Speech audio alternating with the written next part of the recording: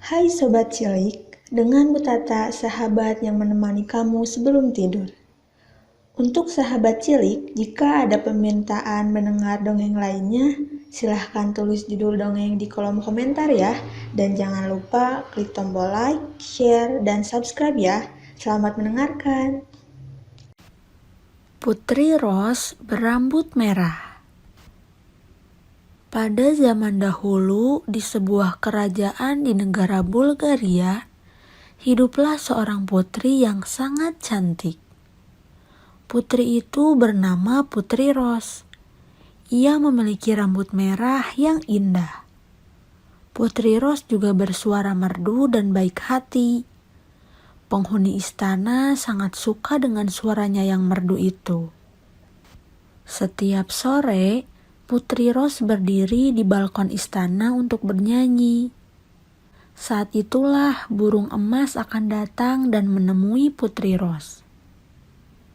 Burung itu akan berdiri di pundak Putri Ros, bergembira mendengarkan nyanyian Putri Ros yang sangat merdu. Ajaibnya, sang Putri Ros bernyanyi, rambut merah Putri Ros akan bersinar dengan sangat indah. Keajaiban lainnya yaitu penghuni istana akan bermimpi indah setelah mendengar nyanyian Putri Ros tersebut. Hal itu membuat seorang penyihir jahat menjadi iri. Hal ini karena banyak orang menyukai Putri Ros, sementara dirinya tak disukai siapapun. Penyihir jahat itu pun mendatangi Putri Ros. "Aku akan mengubah rambutmu menjadi hitam pekat," seru penyihir jahat. Seketika rambut Putri Ros berubah menjadi hitam pekat. Putri Ros menjadi sangat sedih. Rambutnya tak lagi bersinar seperti dulu. Bahkan saat dirinya bernyanyi, nyanyiannya tak lagi seindah dulu. Justru nyanyiannya membuat penghuni istana bermimpi buruk. "Aku ingin rambutku kembali lagi seperti semula," ujar Putri Ros murung. "Celupkan rambut hitammu di air yang ada bunga mawarnya. Rambutmu akan kembali seperti semula," ucap burung emas tiba-tiba. Putri Ros lalu memetik beberapa mawar di taman istana. Ia menaruh mawar itu di dalam sebuah baskom yang berisi air. Kemudian ia mencelupkan rambutnya ke dalam air itu. Rambut Putri Ros kembali menjadi merah mengkilap. Sungguh terlihat indah. "Terima kasih burung emas, kau memang teman terbaikku," ucap Putri Ros. Mengetahui hal tersebut, penyihir jahat menjadi kesal.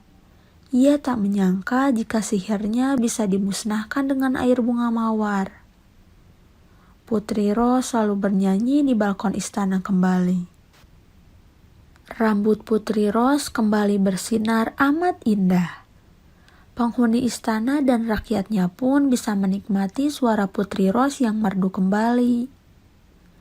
Penyihir jahat sangat kesal karena Putri Ros bisa kembali memiliki rambut merah yang bersinar. Penyihir itu pun kembali menyihir rambut Putri Ros menjadi hitam legam. Agar tak ada penawar untuk sihirnya, penyihir jahat itu menghilangkan seluruh bunga mawar di negeri itu. "Aku tak akan bisa memiliki rambut indah lagi. Hari-hariku akan menyedihkan," ucap Putri Ros. Putri Ros berdiri di balkon istana.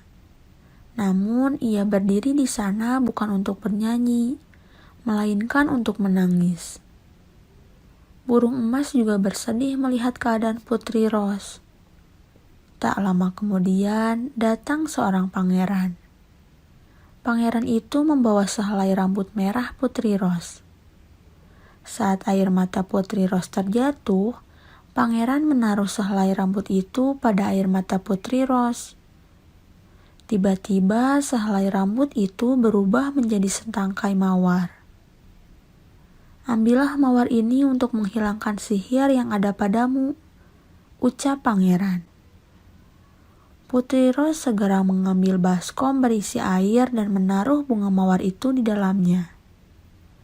Putri Rose kembali memiliki rambut merah yang bercahaya. "Dari mana kau mendapatkan sehelai rambut, Putri Rose?" tanya raja. Pangeran itu lalu menjelaskan bahwa dirinya adalah teman Putri Rose sewaktu kecil. Saat kecil dahulu, Putri Rose pernah memberikan sehelai rambut kepadanya. Kini pangeran itu hendak mempersunting Putri Rose menjadi istrinya. Namun ternyata ia datang ke istana saat Putri Rose sedang kesulitan. Akhirnya Putri Rose menikah dengan pangeran itu. Mereka hidup sangat bahagia. Rupanya, cinta sejati Putri Rose dan pangeran membuat kutukan si penyihir kembali kepada si penyihir sendiri. Alhasil penyihir jahat itu hancur seketika. Kini semua penghuni istana menjadi sangat gembira. Mereka bisa kembali menikmati suara Putri Rose yang merdu, tanpa adanya penyihir jahat yang mengganggu. Pesan moral dari dongeng ini adalah, jika berbuat usil pasti kena batunya sendiri. Jadi jangan suka usil ya.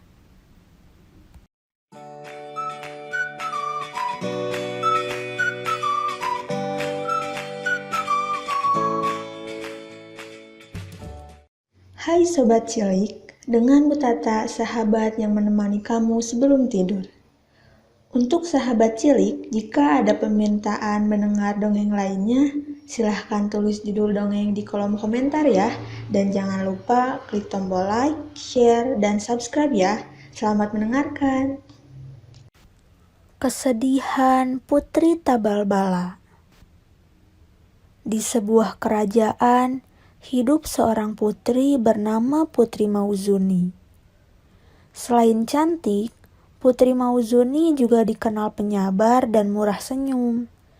Ia juga rajin beribadah. Putri Mauzuni mempunyai adik bernama Putri Tabalbala.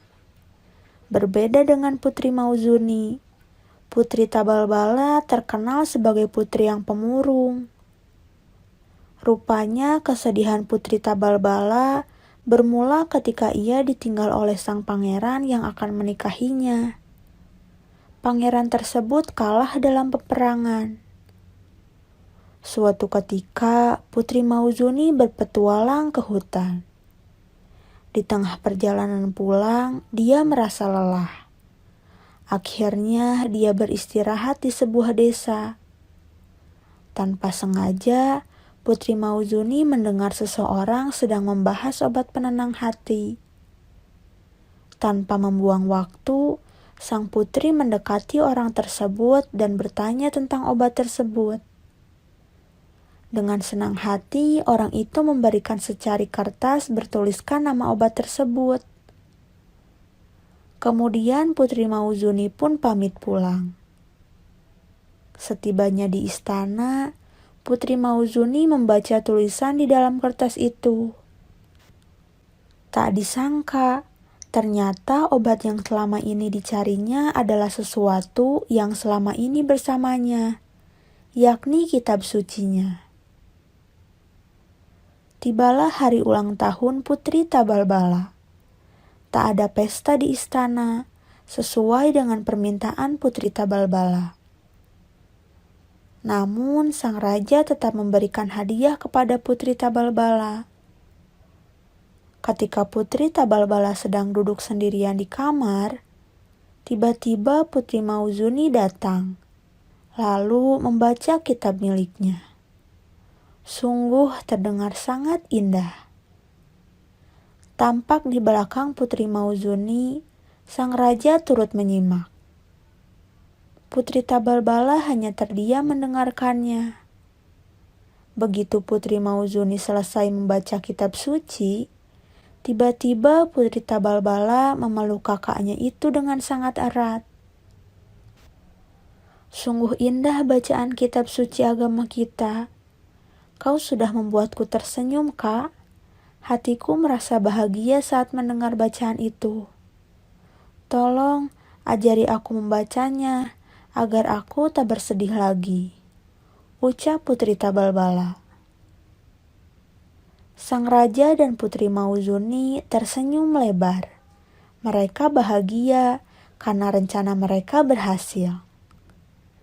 Diadakanlah pesta 7 hari 7 malam, dan semua rakyat diperbolehkan untuk menghadiri pesta tersebut.